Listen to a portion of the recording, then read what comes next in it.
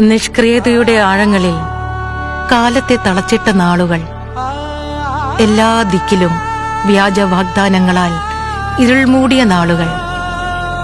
ആഗ്രഹങ്ങളും പ്രതീക്ഷകളുമെല്ലാം ഏറെക്കുറെ അസ്തമിച്ച നാളുകൾ. അപ്പോഴതാ ഉദിച്ചുയർന്നു ശുഭപ്രതീക്ഷകളുടെ ഒരു പുത്തൻ പ്രഭാതം. കർമ്മമേ ബലം കർമ്മമുജ്വലം നിതാന്തമാം പരിശ്രമം വിജയത്തിൻ വഴിയിൽ ഭാരതം. നിത്യവും ശ്രമം ഇല്ല വിശ്രമം ഈ നമ്മളിൽ അഭിമാനമായി വിജയത്തിൻ വഴിയിൽ ഭാരതം.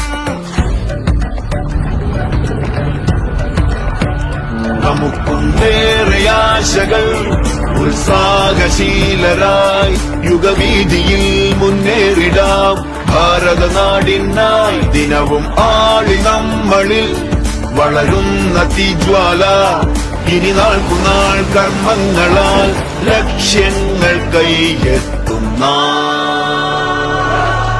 അഭിനിവേശം നമ്മളിൽ, പുതിയ വീര്യം നമ്മളിൽ. വിധിയെ വെല്ലാൻ ശക്തർ നാം, മാറ്റി നമ്മൾ നാടിനെ.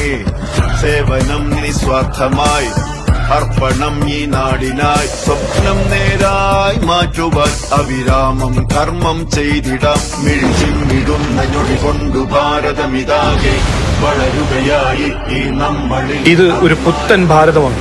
സമസ്ത മേഖലകളിലും പുരോഗതി ദൃശ്യമായ നമ്മുടെ സ്വന്തം ഭാരതം. സ്വാതന്ത്ര്യശേഷമുള്ള നിഷ്ക്രിയമായ 65 വർഷങ്ങളെ അപേക്ഷിച്ച് രാജ്യം അതിവേഗം പുരോഗതിയിലേക്ക് കുതിച്ച് 10 വർഷങ്ങളാണ് കടന്നുപോയത്.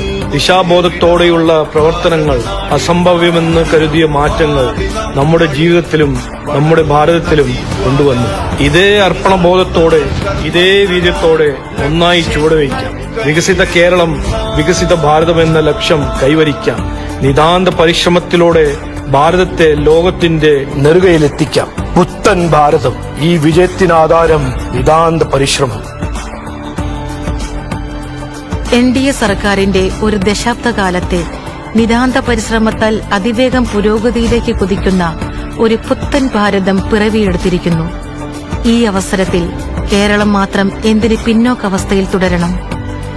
ഈ നാടിനെ മുന്നോട്ട് നയിക്കേണ്ടത് നിസ്വാർത്ഥ പ്രവർത്തകരായ നമ്മുടെ ഓരോരുത്തരുടെയും കടമയാണ്.